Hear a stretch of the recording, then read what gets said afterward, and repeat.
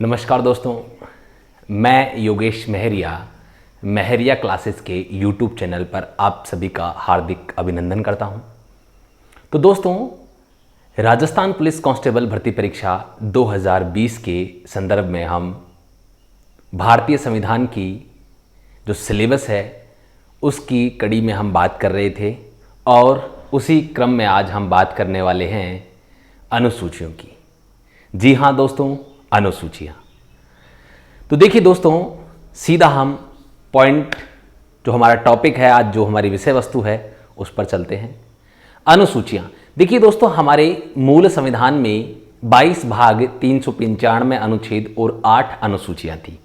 वर्तमान संविधान में यदि हम बात करें तो आपको पता है 22 भाग 395 अनुच्छेद और 12 अनुसूचियाँ विद्यमान हैं, यानी कि अनुसूचियों की संख्या में वृद्धि हुई है। अर्थात वर्तमान में कितनी नई अनुसूचियां जोड़ी गई? 4 नई अनुसूचियां जोड़ी गई हैं दोस्तों। अब ये 4 अनुसूचियां कब कब जोड़ी गई और किस किस संविधान संशोधन द्वारा जोड़ी गई, यही हमारा मैक्सिमम सवाल जो है हमारे राजस्थान पुलिस के एग्जाम में पूछा गया है। देखिए दोस्तों, अनुसूचियों से जो आपके सवाल बने हैं आज तक, पुराने पेपर्स का मैंने काफ़ी रिव्यू किया है, तो आपके मोटे तौर पे जो हैं आपके यहाँ से क्वेश्चंस बने हैं।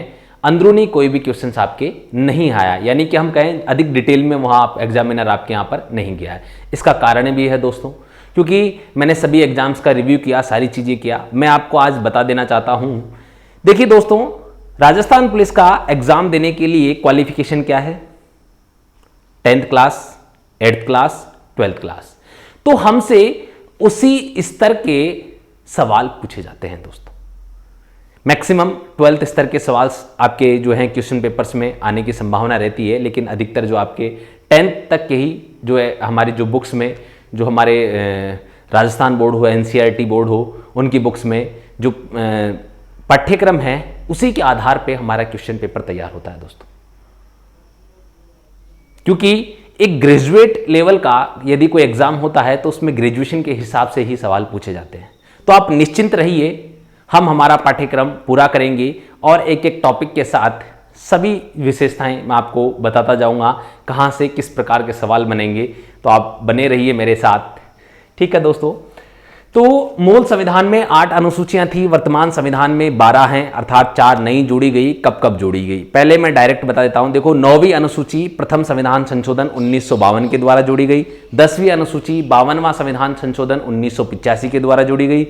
11वीं अनुसूची 73वां संविधान संशोधन 1992 के द्वारा जोड़ी गई और 12वीं अनुसूची 74वां संविधान संशोधन 1992 के द्वारा जोड़ी गई थी दोस्तों। इन 4 को आपको विशेषतः याद रखना है।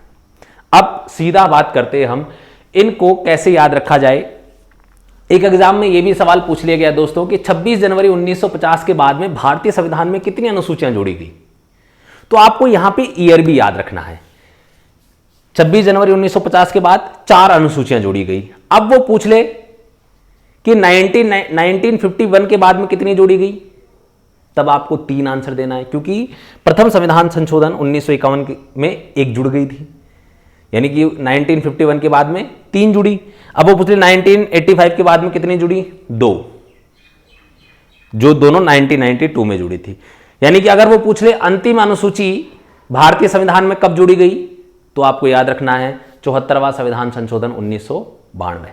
इस प्रकार के सवाल दोस्तों कई बार पूछ लिए जाते हैं एग्जाम्स में, पूछे भी गए हैं, ऐसी बात नहीं। लेकिन एग्जामिनर सवाल वही पूछता है, बस उसको घुमा घुमा के आपसे पूछता रहता है दोस्तों।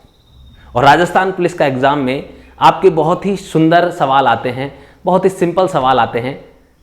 देखिए दोस्तों, अब 12 की 12 अनुसूचियों को याद करने की जो ट्रिक है, जो हमने पहले भी इसके बारे में बात की है दोस्तों, हम देख लेते हैं। SS और SC ने जनसभा में भूमि बदली पंचनगर में। SS और SC ने जनसभा में भूमि बदली पंचनगर में। देखो दोस्तों, कारक चिन्हों का कहीं भी प्रयोग नहीं करना है। मैंने कारक चिन्हों को देखिए अलग से निकाल रखा है, ने, में और में, इनका कहीं भी कोई प्रयोग नहीं करना है। इनसे किसी भी अनुसूची का अर्थ नहीं निकलेगा। हमें जो आपके मुख्य शब्दावली है उसी का प्रयोग करते हुए अनुसूचियां 12 अनुसूचियां आपको याद हो जाएंगी।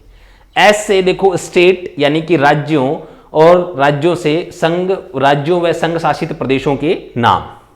दूसरा एस से सैलरी यानी कि वेतन। तीसरा ओ से औथ यानी कि शपथ। आर से राज्यसभा यानी कि चौथी अनुसूची किसमें है? राज्यसभा। राज्यसभा की सीटों का आवंटन है। फिर एससी, इससे देखिए शेड्यूल्ड क्षेत्र यानी कि अनुसूचित क्षेत्रों का प्रशासन एवं नियंत्रण अनुसूची 5 में है। इसके बाद में हम बात करें जन से जनजातीय क्षेत्र यानी कि अनुसूची 6 में जनजातीय क्षेत्रों के प्रशासन और नियंत्रण के संबंध में प्रावधान किया गया है। इसके बाद में से देखो शक्तियां और भा से भाषा, ठीक है, यानी कि अनुसूची 7 में शक्तियों का विभाजन किया गया है राज्यों व केंद्र के मध्य। आगे हम बात करें अनुसूची 8, तो अनुसूची 8 में भाषाओं का उल्लेख किया गया है। मान्यता प्राप्त भाषाएं हमारे संविधान में उल्लेखित हैं। आगे हम बात करें, देखो दोस्तों, भूमि यानी कि अनुसूची 9 भूमि सुधार कानून से संबंधित है। इसके बाद में बदली से बदल यानी कि अनुसूची 10 दल बदल कानून का प्रावधान करती है दोस्तों। इसी के साथ हम बात करें पंच, तो अनुसूची 11 पंचायती राज। पंच कहां है? पंचायती राज में। आगे देखिए नगर यानी कि नगर पालिकाएं अनुसूची 12 के अंतर्गत, ठीक है दोस्तों। अब हम इन अनुसूचियों में क्या क्या है इसको मोटे तौर पे देख लेते हैं, जो आपके एग्जाम्स में सवाल बनेंगे और आपसे पूछे जाएंगे।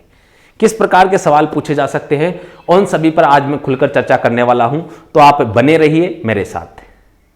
मेरे प्यारे मित्रों, आप सभी के कमेंट्स और लाइक मिलते हैं काफ़ी सारे, कुछ कमेंट्स बहुत अच्छे होते हैं, वो हमें और अच्छा कार्य करने के लिए प्रोत्साहित करते हैं। तो आप लाइक और कमेंट्स में कमी ना किया कीजिए, ये बराबर आप प्रदान करते रहिए जिससे हमारा मनोबल बढ़ता रहे।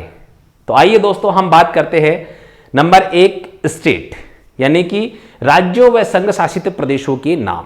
यहां से हमारा सवाल बनता है वर्तमान में कितने राज्य हैं? वर्तमान में 28 राज्य हैं। वर्तमान में कितने संघ शासित प्रदेश हैं? वर्तमान में 8 संघ शासित प्रदेश हैं दोस्तों, ठीक है। अब सवाल बनेगा नवीनतम गठित राज्य कौन सा है?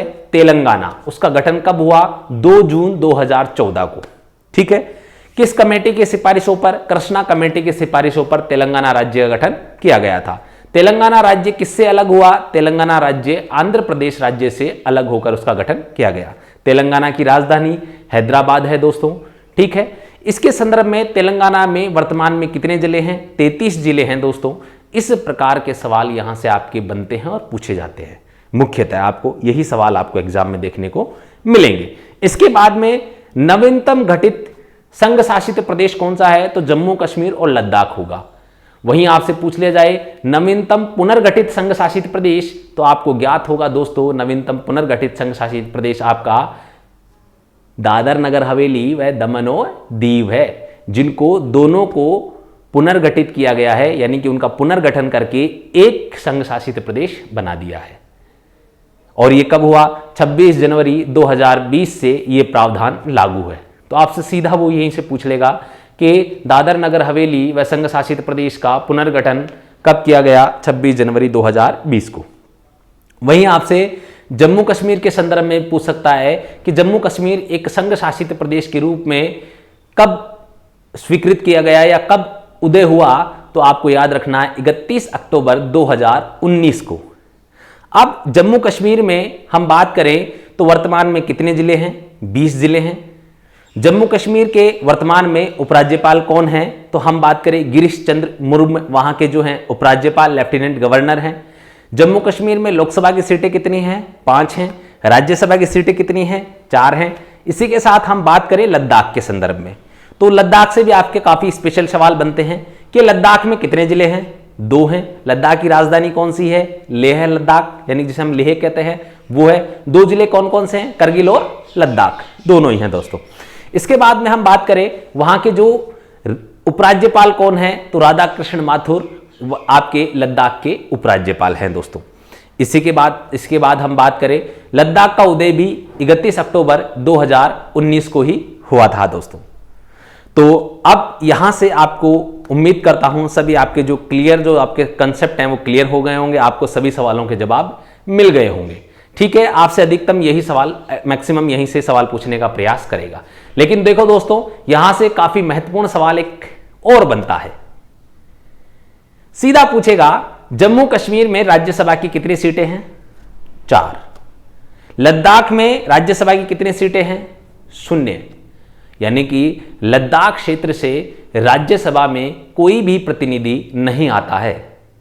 लोकसभा से एक प्रतिनिधि है वहां से, यानी कि लोकसभा की वर्तमान में वहां से लद्दाख से कितनी सीटें हैं? फिलहाल एक ही सीट है दोस्तों। अब हम बात करें आगे, पुनर्गठन हमने बात कर ली। जो आपका दादर नगर हवेली और दमन और दीव है 26 जनवरी 2020 से इनका उदय हुआ है। वहां पर कितने जिले हैं? 2 जिले हैं। ठीक है, आपको अधिक और विस्तृत जानकारी चाहिए, देखिए दोस्तों, तो आप कमेंट बॉक्स में कमेंट कर सकते हैं। जिस भी विषय वस्तु के संदर्भ में आपको अधिक और विस्तृत जानकारी चाहिए, हम उस पर पूरा एक वीडियो बनाकर आपको संपूर्ण रूप से पेश करेंगे, जिससे आपका एक एक कंसेप्ट क्लियर होगा दोस्तों। लेकिन हमारे एग्जाम पॉइंट ऑफ व्यू से इतना ही बहुत है, काफी महत्वपूर्ण है, इससे अधिक आपके नहीं आएगा दोस्तों। आप निश्चिंत रहिए, संविधान के अंदर ये मेरी जिम्मेदारी है कि मैं आपको एक एक पॉइंट, एक एक टॉपिक आपको अच्छे से क्लियर करवा दूं, जिससे आपका एक भी सवाल संविधान का गलत ना हो दोस्तों। आइए बात करते हैं अनुसूची 2। अनुसूची 2 सैलरी, वेतन। देखो सुनने में कितना अच्छा लगता है, वेतन। हमें भी जब जॉब मिलेगी आप सभी को, तो आपको वेतन प्राप्त होगा, तो वो खुशी अनुभव आप ही कर सकते हैं कि खुद के कमाए हुए पैसे का सुख क्या होता है। ठीक है दोस्तों, तो देखिए सैलरी अनुसूची 2 में हम बात करें, वेतन का प्रावधान किया गया है और यहां वेतन किस किस को दिया गया है। तो हम सबसे पहले जो संघ सरकार का सिस्टम है उसकी बात करते हैं।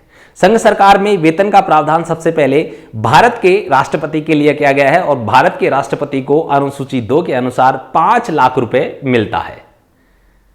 काफी खुश हो गए लोग, सोचा हमें भी कब मिलेगा? मिलेगा, आपको भी वेतन मिलेगा, आप मेहनत करते रहिए निरंतर। देखिए दोस्तों, इसके बाद में लोकसभा अध्यक्ष 4 लाख रुपए, राज्यसभा के सभापति उनको भी 4 लाख रुपए। फिर हम बात करें सुप्रीम कोर्ट के मुख्य न्यायाधीश, उनको 2.80 लाख रुपए यानी कि 2,80,000 रुपए, और सुप्रीम कोर्ट के अन्य न्यायाधीशों को 2,50,000 रुपए वेतन की प्राप्ति होती है दोस्तों।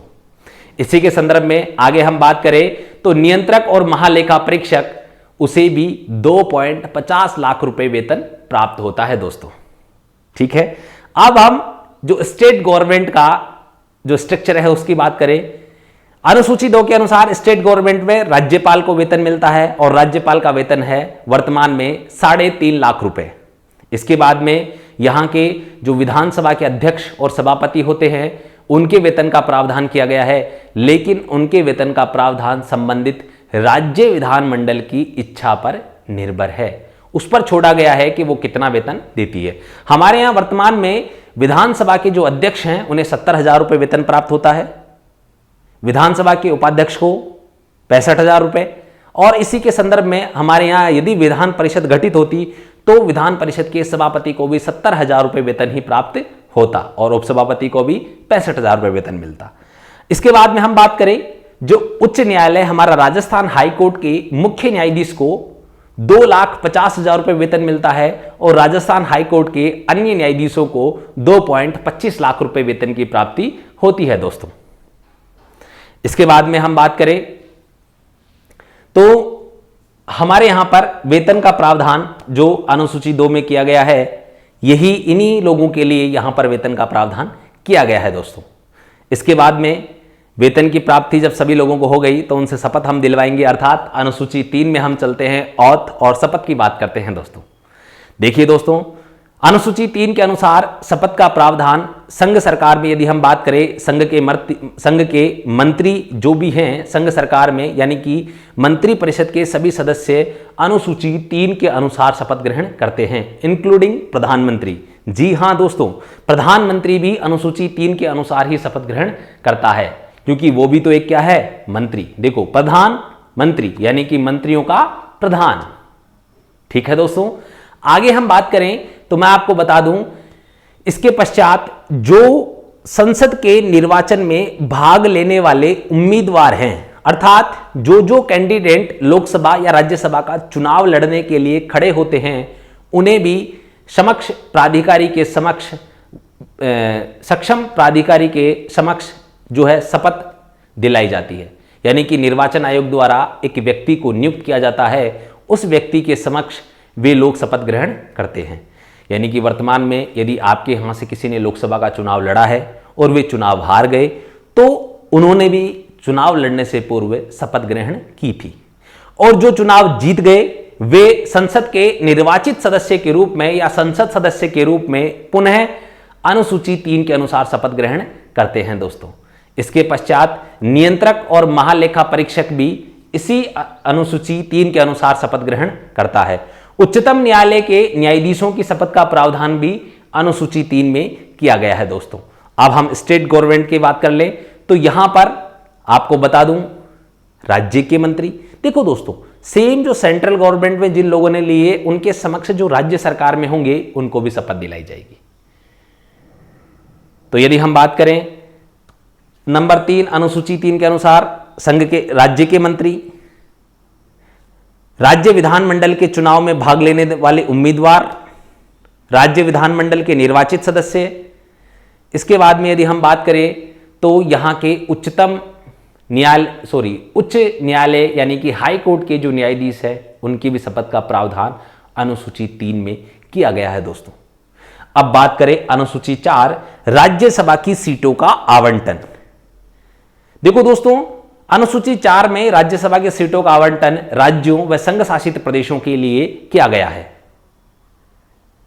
संघ शासित प्रदेशों के लिए राज्यसभा की सीटों का आवंटन अनुसूची 4 में 7वें संविधान संशोधन 1956 के द्वारा किया गया था। अब यदि हम यहां बात करें तो मैं आपको बता दूं, संघ शासित प्रदेशों के लिए 8 राज्यसभा की सीटें आवंटित की गई है।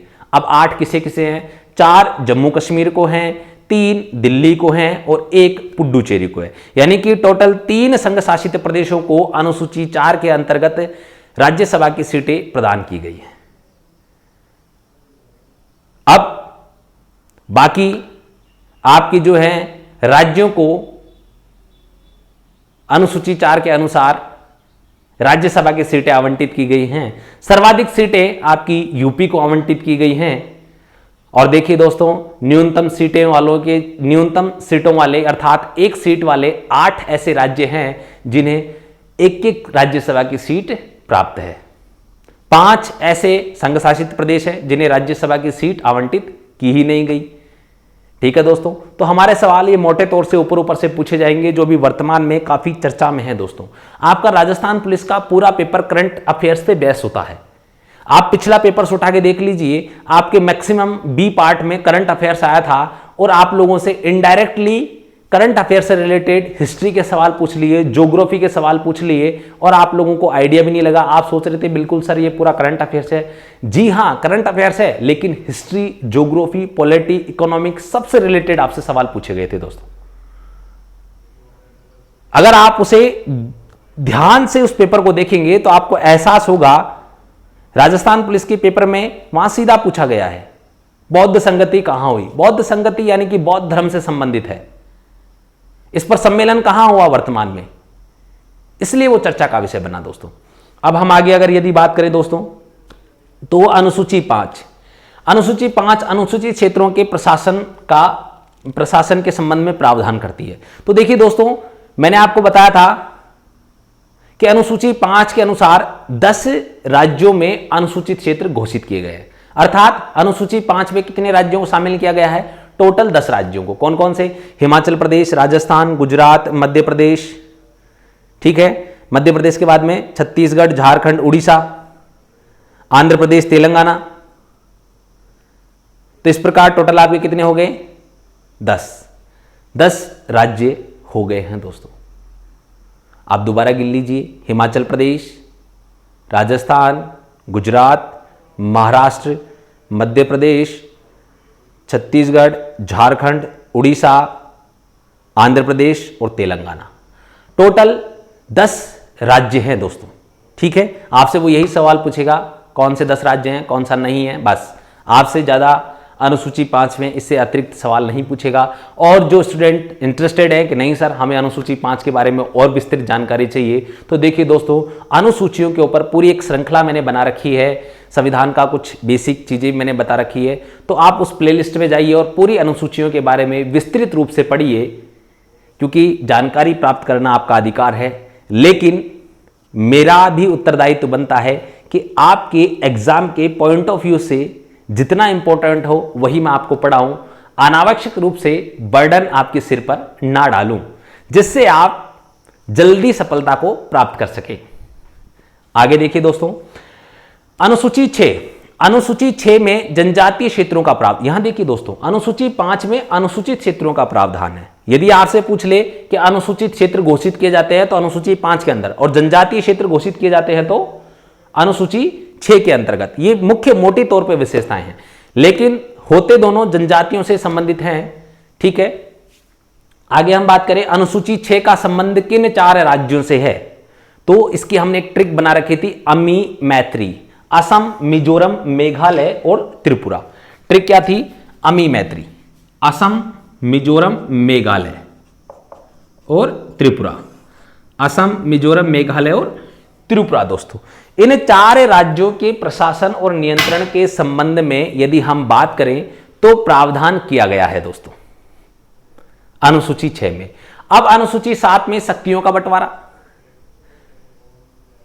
राज्यों व संघ के मध्य, या हम कहें संघ, केंद्र सरकार व राज्य सरकार के मध्य शक्तियों का बंटवारा 3 सूचियों में किया गया है।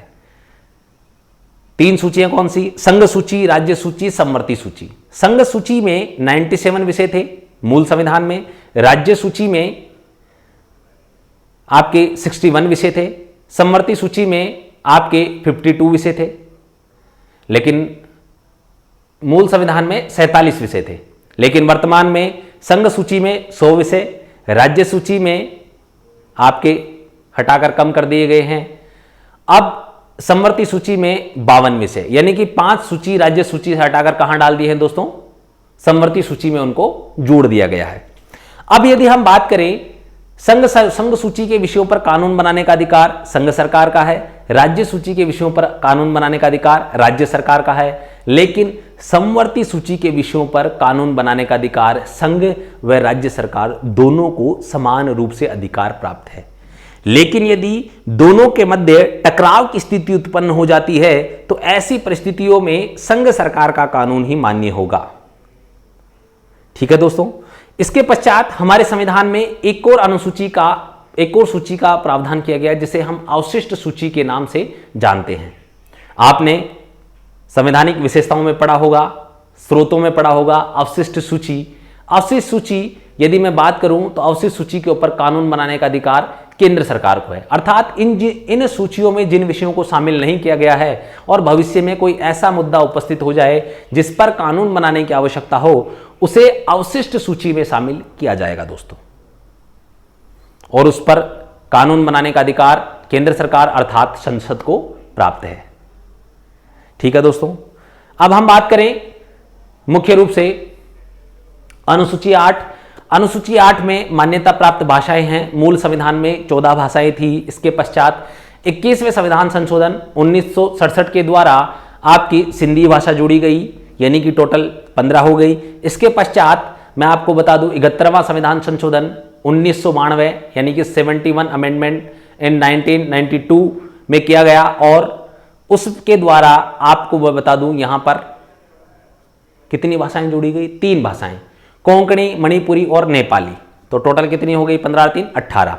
इसके बाद में 4 भाषाएं और जोड़ी गई दोस्तों। ये जोड़ी गई थी 91वां संविधान संशोधन 2003 के द्वारा। कौन कौन सी जोड़ी गई?